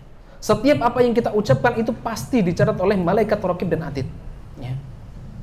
Pasti, Pak, Bu, ya. Makanya di dalam hadis yang lain, di dalam satu hadis Rasulullah SAW itu pernah menceritakan bagaimana kondisi seorang hamba pada hari kiamat nanti. Ya. Kondisi seorang hamba pada hari kiamat nanti. Allah nanti akan mengumpulkan kita. Kemudian Allah nanti akan menunjukkan catatan amal soleh kita. Ya. Akan menunjukkan catatan amal soleh kita, Pak. Kemudian Allah Ta'ala di situ mendatangkan ada 99 gulungan catatan amal. Ya. Dan satu gulungannya disebutkan dalam hadis itu sejauh mata memandang. Coba bayangkan ya. Ada 99 catatan amal, satu gulungannya itu sejauh mata memandang. Ya. Sejauh mata memandang. Kemudian ditunjukkan satu persatu ini loh, kamu dulu itu pernah begini. Ya. Kemudian Allah Subhanahu wa Ta'ala bertanya kepada kita nanti. Allah mengatakan, atunkiru min hadza syai'a. Apakah kamu mengingkari sesuatu? Apakah kamu mengingkari yang ada di catatan ini? Ya. Kamu ingkar enggak? Ya. Ada enggak satu amalan yang enggak kamu kerjakan tapi ditulis di sini? Atau kamu mengerjakan tapi enggak ditulis? Ya. Allah mengatakan, atunkiru min hadza syai'a. Apakah kamu mengingkari ini? Kemudian Allah Subhanahu wa Ta'ala berkata lagi, adzalamaka katabatil hafizuna. Adzalamaka katabatil hafizuna. Apakah mendolimi kamu malaikat pencatat amal dari catatan-catatan yang telah dicatat oleh mereka? Ya. Maka semuanya mengatakan, qala la ya Rabb, tidak wahai Rabb. Jadi semua yang kita lakukan itu baik dalam keadaan sembunyi-sembunyi maupun nampak di hadapan orang lain, semuanya dicatat oleh Allah Subhanahu wa Ta'ala dan akan ditunjukkan kepada kita. Ya. Apalagi ucapan-ucapan kita. Ya. Makanya hati-hati dengan lisan kita, Bapak Ibu yang Allah muliakan. Ini racun hati yang pertama, berlebihan di dalam berbicara. Ya. Sekali lagi, berbicara baik. Ya. Tapi kalau kita banyak berbicara, apalagi yang kita bicarakan itu tidak ada faedahnya, maka lebih baik kita diem. Hari ini kan kadang kita kalau ngomong, Pak Bu, kalau sudah ngomong dengan teman-teman kita, 1 jam 2 jam itu kadang nggak kerasa. Apalagi sambil nongkrong di warung misalkan, ya, sambil ngopi, kadang nggak terasa. Ya. Makanya hati-hati. Kemudian yang kedua, racun hati yang kedua adalah banyak makan. Ya, banyak makan. Allah Subhanahu wa Ta'ala, makan boleh nggak? Boleh. Ya. Bukan banyak makan, afan, berlebihan di dalam makan. Tapi kalau berlebihan di dalam makan, ini nggak baik. Makan mubah, boleh. Tapi kalau kita berlebihan di dalam makan, ini yang nggak boleh. Ya, yang nggak baik. Ya. Makanya Allah Subhanahu wa Ta'ala di dalam surat Al-A'raf ayat ke-31, Allah berfirman, wa kulu washrabu wa la tusrifu innallaha la yuhibbul musrifin. Makanlah kalian, minumlah kalian, wala tusrifu, dan janganlah kalian berlebihan di dalam makan dan minum. Innallaha la yuhibbul musrifin. Dan Allah Subhanahu wa Ta'ala tidak menyukai orang-orang yang berlebihan. Ya. Jadi makan boleh, tapi kalau berlebihan di dalam makan ini tidak baik. Kenapa? Karena kalau kita banyak makan, Pak, biasanya itu kita kalau sudah kekenyangan, kerja ya males, ngibadah males. Apalagi taklim, ya, ngaji kalau kekenyangan hawane ngantuk, ya, begitu, ya. Belum lagi kalau orang terlalu sering makan kekenyangan, itu tidak bagus untuk kesehatan, ya. Ini banyak madaratnya kalau kita sering kekenyangan, ya, atau berlebihan di dalam makan, ya. Dan Rasulullah SAW pun menyebutkan di dalam hadisnya yang mulia bahwa perut kita ini adalah wi'a, wadah yang buruk yang selama ini diisi oleh anak Adam, diisi oleh manusia. Beliau mengatakan, ma mala'a ibnu Adam wi'aan syarran bin batnihi.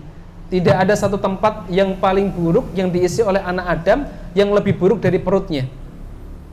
Bihasab bani Adam akalat atau luqaimat yutmin solbahu. Cukuplah seorang anak Adam itu memakan makanan yang bisa menegakkan tulang sulbinya, menegakkan tulang punggungnya atau tulang rusuknya. Jadi kalau makan jangan sampai kekenyangan. Bahkan Rasulullah SAW di dalam melanjutan hadis itu, beliau memberikan tips agar kita ini hidupnya hidup sehat. Apa tipsnya? Wa thuluthuhu li ta'amihi, wa thuluthuhu li syarabihi, wa thuluthuhu li nafasihi. Sepertiga untuk makan, sepertiga untuk minuman, untuk air, dan sepertiganya nanti untuk pernafasan, untuk udara. Ya. Rawahu Tirmidzi wan Nasa'i. Hadis ini diriwayatkan oleh Imam At-Tirmidzi dan Imam An-Nasa'i. Ya. Kalau kita masih kurang dengan hadis Rasulullah SAW, kita bisa baca perkataannya Imam Asy-Syafi'i. Di dalam kitab Syiarul A'lam An-Nubala, Imam Asy-Syafi'i mengatakan apa? Imam Syafi'i menjelaskan kepada kita agar kita ini jangan sering kekenyangan. Kenapa? Karena li'anna syab'a yuthqilul badan. Kekenyangan itu akan membuat badan kita ini berat. Wa yuqsil qalba, bukan hanya memberatkan badan, tapi bahkan bisa mengeraskan hati, Pak. Ya. Allahu Akbar. Lebih parah lagi, wa yuzinul fatonah, bisa menghilangkan atau bisa mengurangi kecerdasan. Ya. Ternyata banyak makan, sering kekenyangan itu bisa mengurangi kecerdasan. Wa yujlibun naum, kemudian membuat kita ini banyak tidur, ngantuk. Wa yud'if 'anil ibadah, dan membuat kita ini lemah di dalam beribadah kepada Allah Subhanahu wa taala. Ya. Ini nasihat yang disampaikan oleh Imam Asy-Syafi'i. Supaya kita ini hati-hati di dalam makan, jangan makan berlebihan, jangan sampai makan kita terlalu kekenyangan. Ya, kenyang boleh enggak Ustaz? Kenyang boleh, ya. Tapi kalau kenyangnya berlebihan, ini yang tidak boleh. Dalilnya apa Ustaz? Makan itu boleh sampai kenyang, ya. Di dalam hadis, ya, yang disampaikan oleh Rasulullah SAW dari sahabat Jabir bin Abdullah, mungkin kita pernah dengar hadisnya. Jabir bin Abdullah itu pernah mengundang Rasulullah SAW untuk makan. Ini peristiwanya itu terjadi pada saat perang Khandaq kalau tidak salah. Ya, perang Khandaq itu perang parit. Ya, perang parit. Rasulullah SAW itu dikepung oleh orang-orang kafir Quraisy selama hampir 1 bulan, kurang lebih 1 bulanan lah. Ya. Kemudian Rasulullah SAW membuat parit yang mengelilingi kota Madinah. Rasulullah SAW ditawari Jabir bin Abdullah untuk makan, ya, karena Jabir waktu itu nyembelih kambing sama membuat beberapa adonan gandum. Ternyata ketika Rasulullah SAW ditawari makan, Rasulullah nggak mau sendirian, ngundang sahabat-sahabatnya, 10 orang sahabat masuk, ya. Jabir bin Abdullah ketar-ketir, wah ini cukup apa ora ya? Manggil lagi, setelah 10 orang selesai kenyang, manggil lagi, ya. Sampai beberapa kali. Kemudian ternyata masih sisa banyak, ya. Kemudian Jabir bin Abdullah memakan makanan itu sampai kenyang, ya. Jadi boleh makan sampai kenyang, asalkan jangan terlalu sering kekenyangan. Kekenyangannya parah sekali misalkan, ya. Oleh karenanya Bapak-Ibu yang Allah muliakan, ada satu hadis, meskipun hadisnya dhaif, tapi maknanya benar. Ya, maknanya benar sebagaimana yang disampaikan oleh Syekh bin Baz. Ya. Hadis yang bunyinya apa Ustaz? Ya. Bunyinya nahnu qaumun la na'kul hatta naju wa idza akalna la nashba. Kami ini adalah kaum yang tidak makan kecuali kami ini lapar. Wa idza akalna la nashba. Dan kalau kami makan, kami ini makannya enggak sampai kekenyangan. Hadisnya dhaif tapi maknanya benar menurut Syekh bin Baz. Ya. Ini hati-hati di dalam makan. Dan kalau kita mencontoh Rasulullah SAW, Bapak Ibu yang Allah muliakan, beliau itu adalah orang yang benar-benar hati-hati di dalam memakan makanan. Ya. Bahkan beliau disebutkan oleh Ibunda Aisyah di dalam hadis yang diriwayatkan oleh Imam Al-Bukhari dan Imam Muslim. Ibunda Aisyah menceritakan bagaimana keadaan keluarganya Rasul, Pak, Bu. Setelah beliau itu hijrah ke kota Madinah, belum pernah keluarganya Rasul itu mengalami atau merasakan kenyang selama 3 hari berturut-turut. Ini diceritakan oleh Ibunda Aisyah dalam hadis yang diriwayatkan oleh Imam Al-Bukhari dan Imam Muslim. Berarti kalau kita melihat bagaimana keadaan keluarganya Rasul itu zuhudnya luar biasa, sederhananya luar biasa, qanaahnya luar biasa. Ya, qanaahnya luar biasa. Ya. Sekali lagi, racun hati yang kedua itu adalah berlebihan di dalam makan, ya. Berlebihan dalam makan, ya. Kalau seseorang itu dia, Rasulullah SAW bahkan kemudian menyampaikan kalau seseorang itu susah ngontrol nafsunya itu kan disuruhnya apa? Suruhnya puasa. Kalau ada seorang pemuda dia sudah pengen nikah tapi ternyata dia belum bisa menikah, maka disuruh untuk puasa. Kenapa? Karena syaitan yajri minal insan majrad dam. Syaitan itu mengalir di dalam tubuh manusia itu melalui aliran darah. Makanya dengan kita berpuasa itu bisa menyempitkan aliran darah, kemudian membuat syaitan ini tidak bisa leluasa menggoda kita. Ya. Syaitan itu mengalir di dalam tubuh kita melalui aliran darah. Hadisnya apa Ustaz? Hadisnya, dalilnya apa Ustaz? Dalilnya adalah hadis yang disampaikan oleh Rasulullah SAW.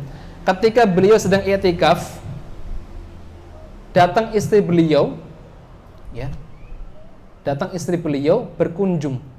Ya. Saya lupa namanya, astagfirullahaladzim ya. Siapa? Safiyah. Safiyah binti Huyai. Naam. Safiyah dikunjungi oleh Safiyah. Setelah dikunjungi diantar sama Rasulullah. Ya. Ketika diantar sama Rasulullah, pulangnya kemudian berpapasan dengan dua orang sahabat. Sahabat ini ketika melihat Rasul melengos, Pak, bukan melengos sih, minggir, mencari jalan yang lain, seolah-olah menghindar dari Rasulullah SAW. Maka dipanggillah dua orang sahabat ini, ta'ala, kalian sini. Ya. Ini itu Safiyah, hadhihi Safiyah, ini Safiyah istriku. Kemudian sahabat mengatakan, "Naam ya Rasulullah, saya tahu itu. Naam ya Rasulullah, ya, itu istri Anda." Ya. Kemudian Rasulullah SAW mengatakan, "Inna syaiton yajri minal insan majrad dam." Syaitan itu mengalir di dalam tubuh manusia melalui aliran darah. Fa inni khasyitu an yulqiya ilaikuma su'an. Dan aku khawatir kalau syaitan itu melemparkan di dalam tubuh, melemparkan di dalam hati kalian, atau memberikan hati, menjadikan hati kalian itu suudon. Ini bahayanya. Ya. Seseorang itu di dalam hadis ini kita bisa mengambil banyak pelajaran, Pak, ya. Jadi kita ini nggak boleh suudon sama orang, tapi kita juga tidak boleh membuat orang lain itu suudon sama kita. Ini sahabat ini itu ketika melihat Rasul itu seolah-olah curiga dengan Rasulullah SAW. Ya. Rasulullah khawatir kalau seandainya sahabat ini suudun sama Rasul, yang dibawa sama Rasul, di sampingnya Rasul itu istri beliau, bukan perempuan yang lain. Ya. Begitu. Ya. Jadi setan mengalir di dalam tubuh kita itu melalui aliran darah. Hadza wallahu taala alam bisawab. Cekap nggih. Kita lanjut dengan tanya jawab. Masih ada 2 poin sebenarnya nggih. Yang ketiga itu berlebihan di dalam bergaul. Yang keempat itu banyak memandang. Ya. Tapi insya Allah nanti kalau ada kesempatan nanti kita sampaikan. Ya. Kita sambung dengan tanya jawab nggih, Bapak Ibu. Bismillah ya. Assalamualaikum Ustaz. Bagaimana menjaga niat supaya tidak menjadi ujub dan riya? Bagaimana kita menjaga niat supaya tidak ujub, tidak riya? Bagaimana kita menjaga niat supaya tetap ikhlas? Ya. Ada beberapa hal yang bisa kita lakukan, Bapak Ibu yang Allah muliakan, supaya kita ini bisa lebih ikhlas di dalam beribadah kepada Allah. Yang pertama, ya. Yang pertama di antara tips supaya kita ini bisa ikhlas di dalam beribadah. Yang pertama adalah menyembunyikan amal soleh yang kita kerjakan. Menyembunyikan amal soleh ibadah yang kita kerjakan. Jadi kalau seandainya kita bisa menyembunyikan ibadah kita, sembunyikan dari orang lain. Makanya ada satu perkataan, ya, dari seorang salaf, ya, kalau tidak salah dari sahabat Abdullah bin Amr bin Al-As, ya, ana lupa ya. Beliau mengatakan, "Man istata'a an yakuna lahu khiba'un fil amali shalih falyaf'al." Barang siapa yang dia bisa menyembunyikan amal solehnya, falyaf'al, sembunyikan. Jadi kalau kita bisa menyembunyikan amal soleh kita dari orang lain, sembunyikan, Pak. Dari teman-teman kita, dari kawan-kawan kita, sahabat-sahabat kita, bahkan kepada orang terdekat kita sekalipun, kalau kita bisa menyembunyikan, sembunyikan. Ya.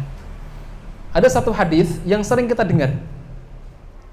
yaitu hadis yang menceritakan tentang 7 orang yang nanti akan mendapatkan naungan dari Allah, syafaat dari Allah, di mana di hari itu tidak ada syafaat yang lain kecuali hanya syafaat Allah. Sab'atun yudhilluhumullahu fi dhillihi yauma la dhilla illa dhilluh. 7 orang yang nanti akan mendapatkan syafaat dari Allah, di mana di hari itu tidak ada syafaat yang lain kecuali hanya syafaat Allah. Salah satunya siapa, Pak? Salah satunya adalah rajulun tasaddaqa bisadaqatin fa akhfaha hatta la ta'lam shimaluhu ma tunfiq yaminuh. Laki-laki, seseorang yang dia bersedekah dengan tangan kanannya, ya. Kemudian dia menyembunyikannya sampai tangan kirinya itu nggak tahu sedekah yang dilakukan oleh tangan kanannya. Nah, di antara hikmahnya apa?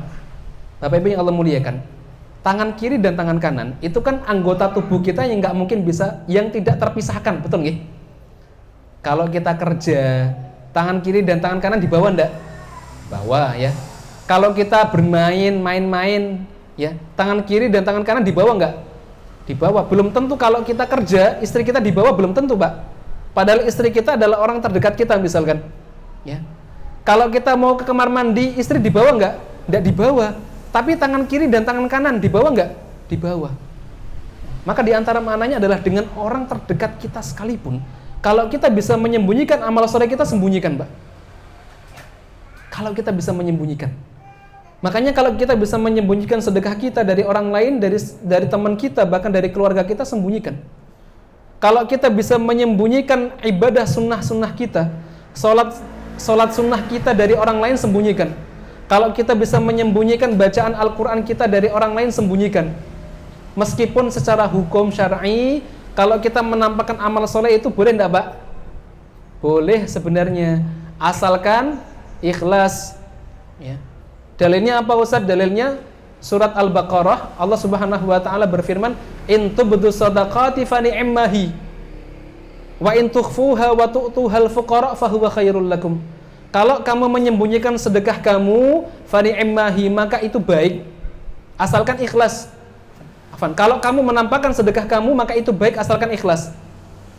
Wa in tukhfuha wa tu'tuhal fuqara fa huwa khairul lakum. Tapi kalau kamu menyembunyikan sedekahmu dan kamu berikan kepada fakir miskin, fa huwa khairul lakum, itu lebih baik untuk kamu. Ya. Jadi menampakkan amal ibadah boleh asalkan kita bisa ikhlas. Tapi menyembunyikannya itu jauh lebih baik, Pak. Ya, jauh lebih baik. Kenapa? Karena dengan kita menyembunyikan amal soleh kita bisa lebih terjaga dari perbuatan riya, lebih terjaga dari perbuatan ujub, bangga, riya, pamer, ya, seperti itu. Ya. Tapi tidak setiap amal soleh itu lebih baik disembunyikan. Ada beberapa amal soleh yang lebih baik untuk ditampakkan. Misalkan kalau itu memiliki maslahat loh, kalau itu ada maslahatnya. Misalkan ada seorang bapak ibu, ya, dia setiap malam pada maghrib baca Quran di ruang tamu, sengaja dia baca di ruang tamu supaya apa? Supaya anak-anaknya itu bisa mengikutinya, ya. Supaya suaminya itu bisa mengikuti dia, mencontohkan kepada keluarganya, ini baik. Ya, ini baik. Jadi sekali lagi, yang pertama yang bisa kita lakukan, kalau kita bisa menyembunyikan amal soleh kita, sembunyikan. Dan kalau kita melihat bagaimana para salaf kita, para salafun soleh, Pak, Bu, para salaf terdahulu, semangat mereka di dalam menyembunyikan amal soleh luar biasa. Ya. Anak kasihkan contoh, anak berikan contoh.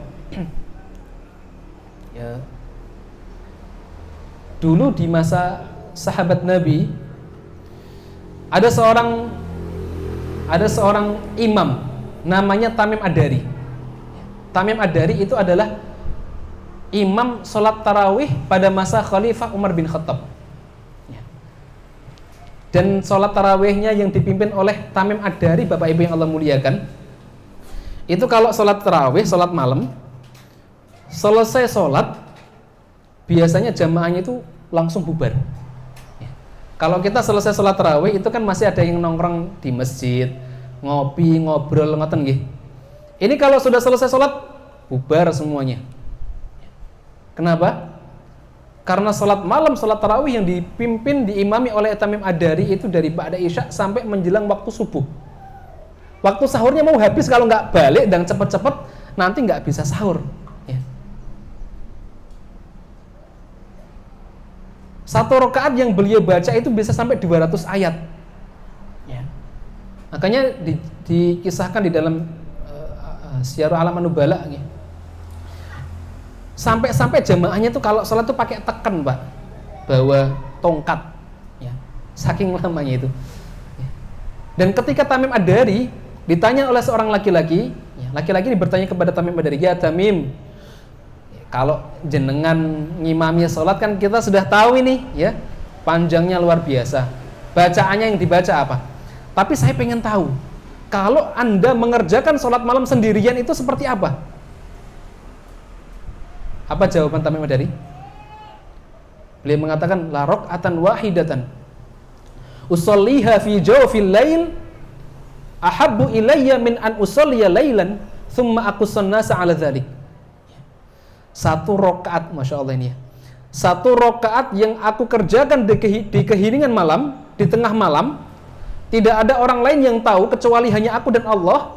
Itu lebih aku sukai dibandingkan dengan aku mengerjakan sholat malam semalam suntuk, kemudian setelah itu aku ceritakan kepada orang lain. Ya. Beliau nggak jawab, Pak. Ya. Beliau hanya mengatakan seperti itu. Saya lebih seneng setelah satu rakaat, nggak ada yang tahu panjangnya seberapa, lamanya seberapa. Itu lebih aku sukai daripada aku sholat malam semalam suntuk, tapi kemudian aku ceritakan ke orang lain. Hari ini kan banyak di antara kita yang sering, Masya Allah, pamer, ya.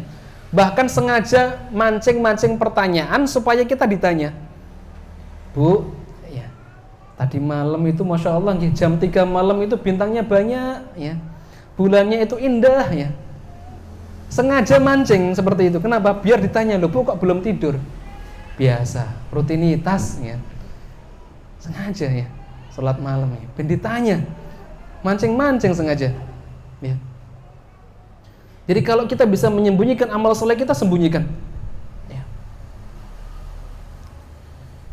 Bapak Ibu yang Allah muliakan, Rasulullah SAW itu memiliki cicit, ya, namanya Hasan bin Ali,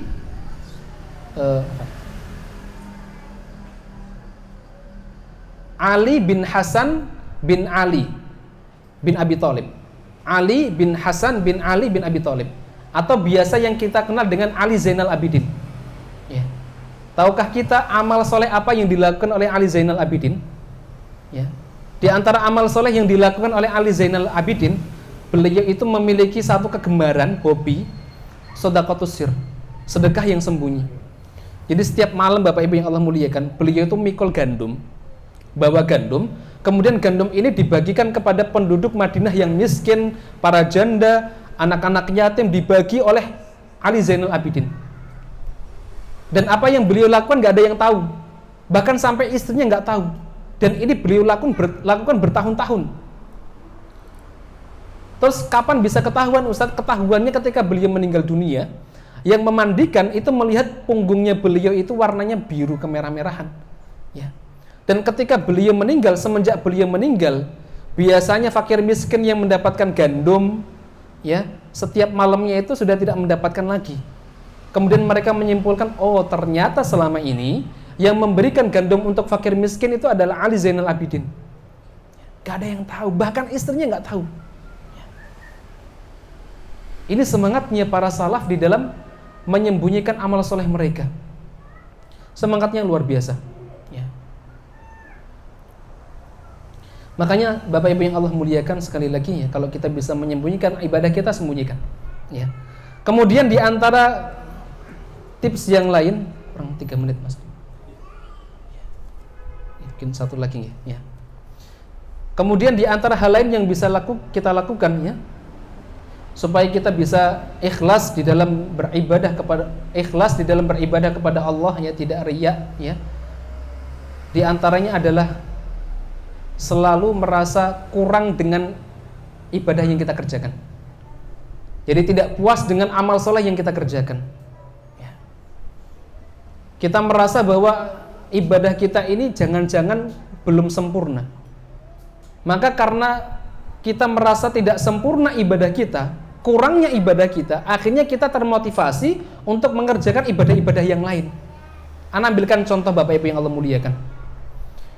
Kalau kita merasa bahwa sholat wajib kita ini sudah pasti benar, ya, sholat wajib kita sudah pasti diterima oleh Allah Subhanahu wa Ta'ala, mungkin kita akan malas-malasan untuk mengerjakan sholat sunnah.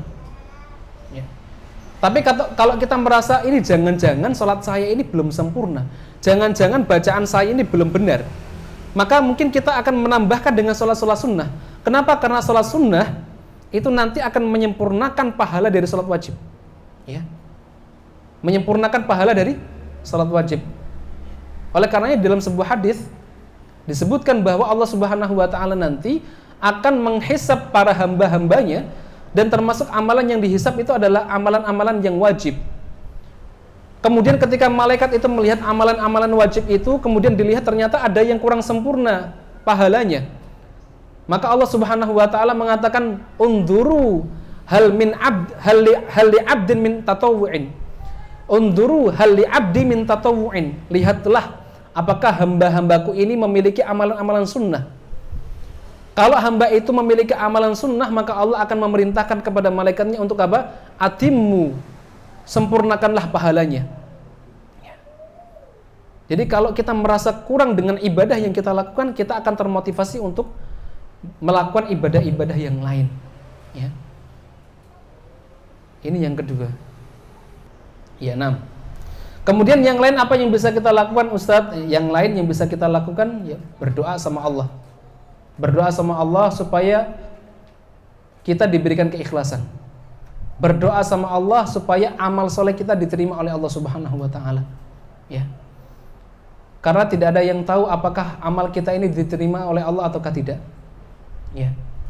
Dan di antara ciri amal seorang hamba itu diterima oleh Allah, ya, sebagaimana yang disebutkan oleh Ibnu Rajab Al-Hambali di dalam kitab Lataiful Ma'arif, beliau mengatakan apa? Innallaha ta'ala idza taqabbala amala 'abdin waffaqahu li amalin sholihin ba'dah. Sesungguhnya Allah Subhanahu wa Ta'ala ketika menerima amal soleh seorang hamba, maka Allah akan memberikan taufik kepada hamba tersebut untuk mengerjakan amal soleh setelahnya, ya, mengerjakan amal soleh setelahnya. Hadza wallahu ta'ala alam bisawab, ya. Sementara itu yang bisa kami sampaikan, kurang lebihnya mohon maaf, ya, karena keterbatasan waktu. Semoga yang sedikit ini baru terjawab satu nggih, ya. Semoga yang sedikit ini bisa bermanfaat untuk kita semua. Mohon maaf atas segala kekhilafan, segala kekurangan, dan semoga Allah Subhanahu wa Ta'ala memberikan kita ilmu yang bermanfaat dan ilmu yang bisa kita amalkan. Karena di antara ciri seseorang itu berilmu atau dianggap sebagai orang yang berilmu adalah ketika hamba tersebut mampu untuk mengamalkan ilmunya. Oleh karenanya Ali bin Abi Thalib di dalam satu kaulnya beliau mengatakan, hatafal ilmu bil amal in ajabahu wa illa irtahala. Ilmu itu akan memanggil amalan. In ajabahu, ketika dia mengamalkan ilmu tersebut maka ilmu itu menjadi miliknya. Wa illa irtahala, kalau ilmu itu tidak diamalkan maka ilmu itu akan pergi meninggalkannya, sehingga dia tidak bisa disebut sebagai orang yang berilmu. Wallahu ta'ala alam bissawab. Kita tutup dengan hamdalah dan kafaratul majelis. Alhamdulillahirabbil alamin, subhanakallahumma bihamdika asyhadu an la ilaha illa anta astaghfiruka wa atubu ilaik. Assalamualaikum warahmatullahi wabarakatuh.